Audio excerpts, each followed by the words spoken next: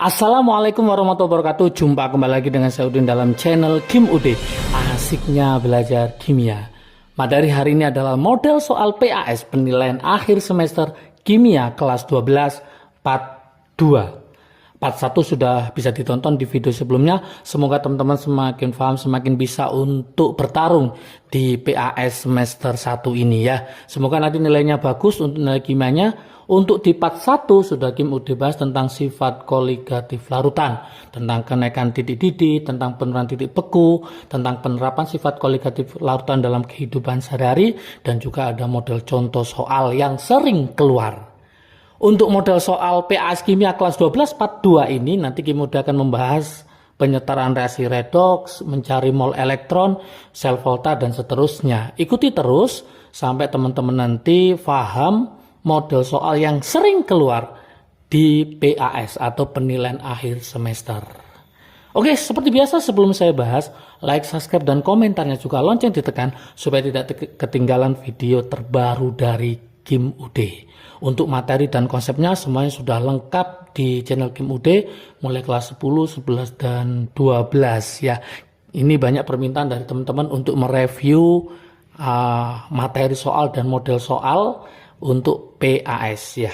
Oke, tanpa berlama-lama yuk kita mulai. Kita akan membahas tentang materi penyetaraan reaksi redoks, apa aja yang ditanyakan ya.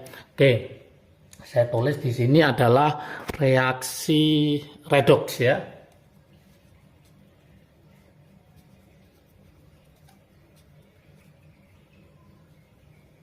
Oke, reaksi redoks yang ditanyakan bisa jadi nanti adalah manakah di bawah ini yang merupakan reaksi redoks. Ingat ya triknya di sini ya, trik asiknya.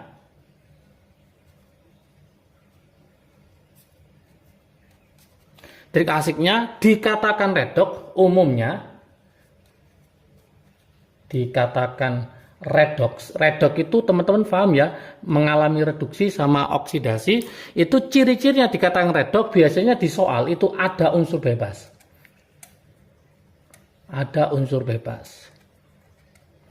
Nah, unsur bebas itu biloknya adalah 0. Biloknya sama dengan 0. Contoh, misalkan Mg ditambah HCl menjadi MgCl2 plus H2. Nah, teman-teman nggak usah cari biloknya semuanya, satu saja mewakili. Cari yang ada bilok 0 itu pasti redoks. Ini unsur bebas, berarti biloknya 0. Maka reaksi ini pasti adalah reaksi redoks. Ini juga 0 unsur bebas. Satu aja ada yang biloknya 0, pasti redoks. Logikanya seperti itu. Oke, setelah paham, biasanya yang ditanyakan yang kedua adalah reaksi autoredoks.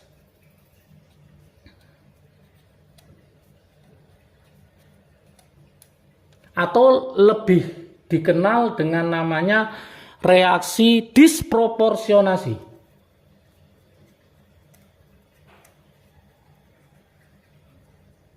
Nah, kata kuncinya apa? Reaksi autoredoks berarti dia bisa mengalami reaksi oksidasi maupun reduksi sekaligus.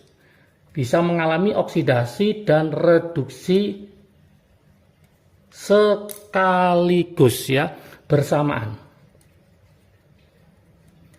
Oke. Nah, ini ada trik asiknya ya. Misalkan gini. Saya kasih trik asiknya. Nah, golongan 5A misalkan, golongan 5A. Anggotanya adalah N, P, AS, SB, BI. Nembak pacar asal sabar bisa ya.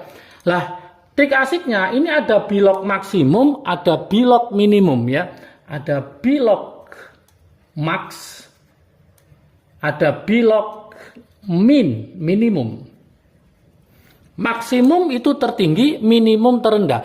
Lah, trik asiknya apa? Maksimum itu nanti sesuai dengan GOL, sesuai dengan golongan. Karena dia golongan 5A, maka maksimumnya adalah plus 5.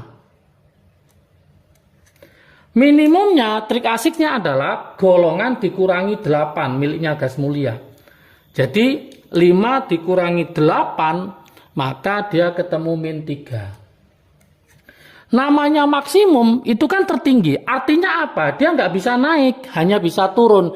Berarti bilok maksimum itu artinya apa? Hanya bisa direduksi saja. Nah, gitu teman-teman. Namanya minimum, dia kan terendah, nggak bisa turun, tapi bisanya naik. Naik itu adalah oksidasi. Berarti ini artinya apa teman-teman? Hanya bisa dioksidasi saja. Jadi yang namanya autoredok biloknya antara minimum sampai maksimum. Misalkan saya punya bilok plus 3, maka bisa naik, bisa turun. Artinya dia bisa mengalami oksidasi, bisa mengalami reduksi. Jadi trik asiknya untuk autoredox, trik asiknya, untuk reaksi autoredok, biloksnya itu antara minimum, biloks antara minimum sampai maksimum. Inilah rumusnya. Misalkan golongan 6, berarti maksimumnya plus 6, minimumnya min 2. Berarti dikatakan autoredok, nanti biloknya golongan 6A itu antara min 2 sampai 6. Golongan 7A, FCl-BrI, maksimumnya plus 7 sesuai dengan golongan, minimumnya 7 kurangi 8, berarti min 1. Berarti dikatakan autoredok, biloknya antara min 1 sampai 7. Oke, contoh soal.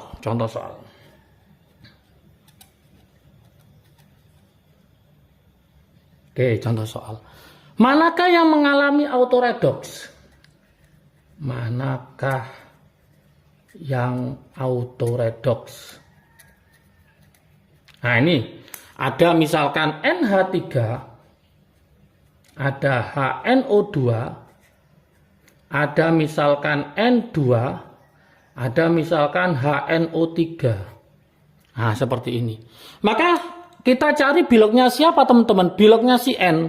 N ini berapa, N ini berapa, N ini berapa, N ini berapa. N golongan berapa? Golongan 5A. Maka kita harus paham bilok minimumnya adalah min 3, bilok maksimumnya adalah plus 5. Yuk kita cek. Biloknya ini berapa? Senyawa ini, unsur ini, senyawa ini berapa? Kalau nanti biloknya antara min 3 sampai 5, maka dia disebut autoredok, bisa mengalami oksidasi maupun reduksi. Yuk kita cek, ini total sama dengan 0, H itu plus 1 berarti plus 3, supaya 0 berarti N-nya adalah min 3. Ternyata min 3 ini adalah bilok minimum, berarti dia bukan autoredox. Nah, seperti itu teman-teman. Sekarang kita coba yang ini, total sama dengan 0, O itu min 2, 2 kali min 2 min 4, H itu plus 1, supaya hasilnya 0 berarti N-nya adalah plus 3. Plus 3 antara min 3 sampai 5, berarti dia merupakan autoredok, berarti ini oke. Nah, seperti itu teman-teman. Yang ini unsur bebas, yakin biloknya berapa? 0. 0 antara min 3 sampai 5, berarti dia adalah autoredox. Yang dicari autoredox. Oke, berikutnya yang ini total sama dengan 0, O itu min 2, berarti ini min 6, H itu plus 1, jadi N-nya adalah plus 5. Plus 5 adalah maksimum, maka dia hanya bisa direduksi saja, tidak akan mengalami reaksi oksidasi. Maka dia bukan autoredok, maka ini salah. Maka jawabannya hanya HNO2 sama N2. Seperti itu teman-teman. Oke, kita lanjutkan ke berikutnya yang sering keluar di soal PAS untuk materi redok dan penyetaraan, yaitu mencari mol elektron. Itu pasti keluar ya, umumnya soal gitu. Mencari mol elektron. Bisa nanti pakai trik asik, bisa pakai cara biasa ya. Oke. Nah, di sini ada trik asiknya kalau kepingin cepat ya. Untuk mencari mol elektron, itu adalah mol elektron, mol ele, itu adalah selisih biloks. selisih bilok dikali mol mula-mula. Nah, udah, ini aja sudah selesai. Nah, misalkan gini. Saya punya misalkan 2 mol MnO4- akan menjadi Mn2+. Oke, 2 mol MnO4- menjadi Mn2+. Pertanyaannya, berapakah mol elektron? Berapakah mol elektronnya? Itu yang ditanyakan, misalkan seperti itu. Oke, kita bisa pakai cara biasa ya, cara penyetaraan. Kita bisa pakai cara penyetaraan, kemudian kita pakai nanti trik asiknya. Cara penyetaraan. Masih ingat kita setarakan dengan cara setengah reaksi ya. Oke, suasana asam anggaplah gitu, MnO4- menjadi Mn2+. Masih ingat ini O-nya 4, berarti kita harus menambah di sini 4H2O. Sekarang hanya ada berapa? 8, sini nggak ada, maka ini nambah 8H+. Masih ingat teman-teman cara menyetarakan? Kita cek muatan kiri berapa, kanan berapa, ini 0 karena tidak bermuatan. Ini muatannya +2, ini muatannya -1, ini muatannya 8 kali +1 + 8. 8 kurangi 1 ketemu +7, 2 tambah 0 +2. Ingat, elektron menyerang pada muatan yang besar. 7 sama 2 besar 7, nambah berapa min supaya hasilnya 2, maka ini saya tambah 5 elektron.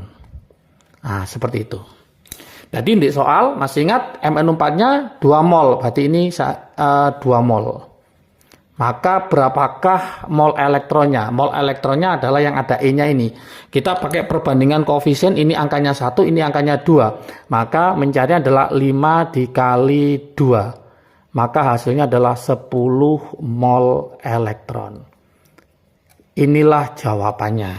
Seperti itu teman-teman. Oke, gimana kalau pakai trik asiknya? Nah, saya buat sini. Kalau pakai trik asiknya, tinggal kita mainkan selisih biloksnya dikali mol mula-mula.